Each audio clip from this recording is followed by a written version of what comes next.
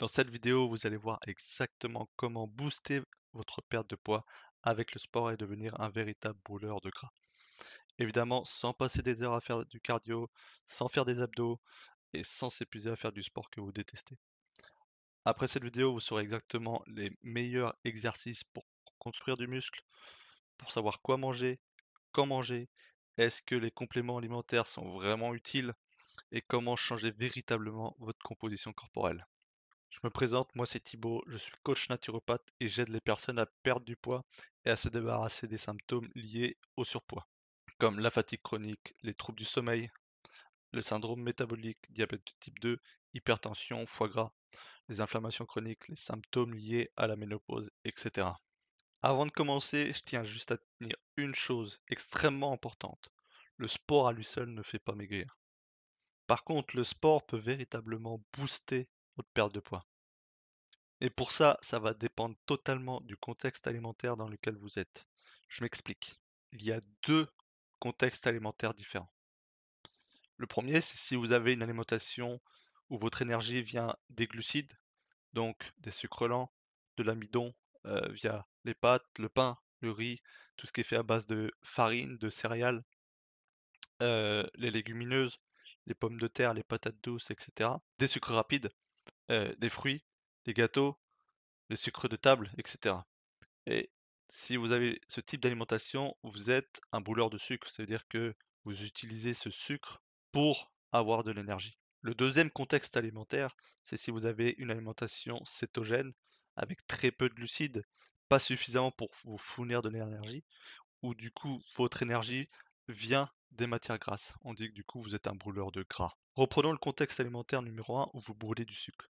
Dans ce contexte, quel que soit le sport que vous faites, que ce soit du HIIT, du cardio, de la musculation, la danse, du foot, de la course à pied, peu importe, vous allez augmenter vos dépenses caloriques, ça, on est d'accord.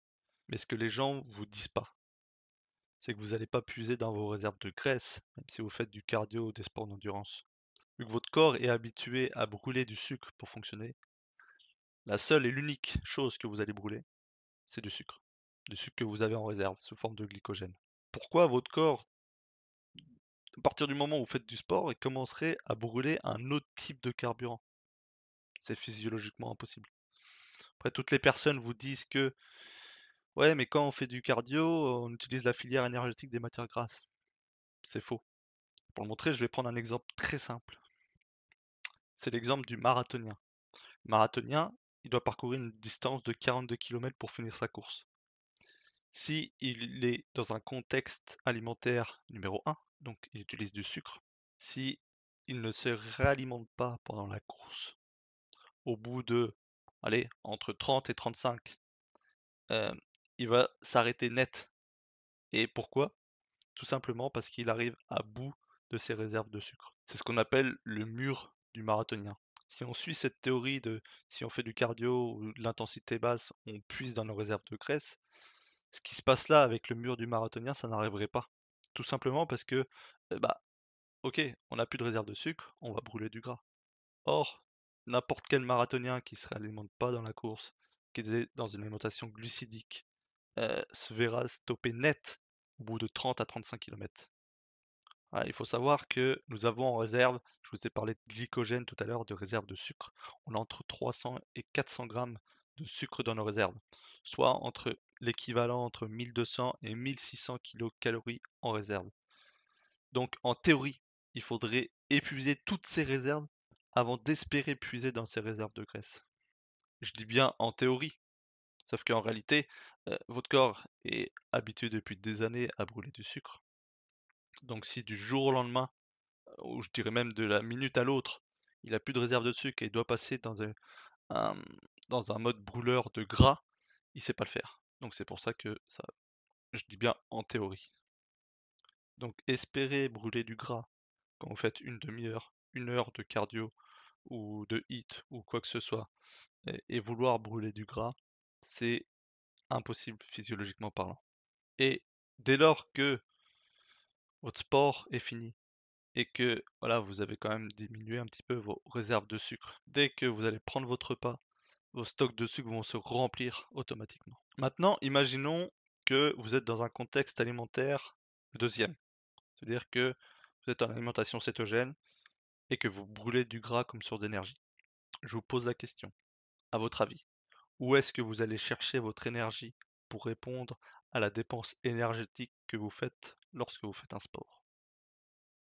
Voilà, je vous laisse un petit peu de temps pour réfléchir. Bah, également dans vos stocks. Sauf que cette fois-ci, ce sera à la grande différence. Ce ne sera pas dans vos stocks de sucre, de glycogène qui seront utilisés, mais dans vos stocks de graisse corporelle. Vu que vous brûlez du gras pour avoir de l'énergie, vous allez aussi brûler du gras pour répondre à cette dépense énergétique supérieure. Donc je vous ai dit que le sport peut véritablement booster votre perte de masse grasse. Si vous êtes dans un contexte alimentaire numéro 1 basé sur les glucides, faire du sport ne vous fera pas brûler plus de gras. Oui, vous allez peut-être construire du muscle, vous allez peut-être booster votre métabolisme à condition de faire les bons exercices. D'ailleurs, on va voir après quels sont les bons exercices pour booster son métabolisme. Mais vous brûlerez en aucun cas plus de graisse. Par contre, si vous êtes dans un contexte numéro 2, basé sur les lipides, une alimentation cétogène, réduite en glucides, faire du sport va vous aider à brûler davantage de gras en allant puiser directement dans vos réserves de graisse. Je pourrais très bien arrêter la vidéo ici, et voilà, j'ai encore des choses à vous partager pour vous aider à construire du muscle, à booster votre métabolisme, à éviter les pièges avec l'alimentation ou les compléments alimentaires. Parlons de la prise de muscle. On entend partout que pour construire du muscle, il faut des glucides. C'est également faux. Et d'ailleurs, j'en suis la preuve vivante. J'ai pris entre 15 et 20 kilos de masse maigre, de muscle, à l'heure où je tourne la vidéo, en l'espace un an et demi, en alimentation cétogène, sans dépasser les allez, 35-40 grammes de glucides par jour, et sans complément alimentaire. Et je suis pas une exception, j'ai pas des super pouvoirs, au contraire, j'ai plutôt une génétique à plutôt avoir du mal à prendre de la masse musculaire. Mais il suffit juste de comprendre de quoi le muscle a besoin pour se développer. En l'occurrence, pour prendre du muscle, on a besoin de trois choses. On a besoin des protéines, de préférence animales qui sont plus assimilables, plus absorbables, qui contiennent pas de glucides.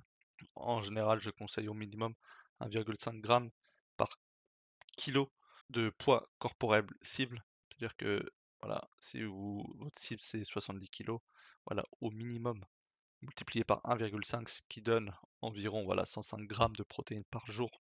Mais j'entends bien que voilà, moi je suis bien au-delà de ça, et c'est ce qui permet de voilà, d'augmenter un petit peu sa masse musculaire plus rapidement. La deuxième chose, ce sont les micronutriments. C'est-à-dire que des vitamines, des minéraux, des oligo-éléments. Croire que pour le muscle, il faut seulement des protéines, c'est une illusion. Il faut aussi voilà, du magnésium, il faut du potassium, il faut voilà, tout un tas de micronutriments qui sont essentiels, des vitamines, etc. Et troisièmement, il faut une source d'énergie, soit des glucides, soit c'est des lipides. Si vous choisissez les glucides, vous allez prendre du muscle, mais aussi prendre du gras, car il y aura beaucoup d'insuline qui va être sécrétée. Et c'est pour ça que dans le milieu de la musculation, beaucoup de personnes disent qu'ils font une prise de masse, ça veut dire qu'ils vont pas seulement prendre du muscle, ils vont prendre du muscle et du gras, et ensuite dans un second temps, ils vont faire une sèche, c'est-à-dire qu'ils vont essayer de perdre ce gras et conserver un maximum de muscle possible. Et personnellement, je suis pas très fan de cette méthode, puisque voilà, ça fait le yo-yo avec le poids, etc. Voilà, je suis pas très fan. Par contre, si je vous disais qu'il existait une méthode pour prendre uniquement du muscle et très très peu de gras en même temps, voire perdre si vous avez en excès, c'est choisir une autre source d'énergie. Donc une énergie basée sur les lipides, donc une alimentation encore une fois cétogène. Vous allez prendre du muscle sans prendre de gras à côté, et même en perdant du coup du poids, euh, en tout cas du gras, dans le cas où vous avez trop de poids. Il suffit juste de ça, des protéines, des micronutriments, une source d'énergie, préférence des lipides. Et évidemment, mais ça va sous le sens, un stimuli musculaire pour construire du muscle. Mais ça, on en reparle dans un instant.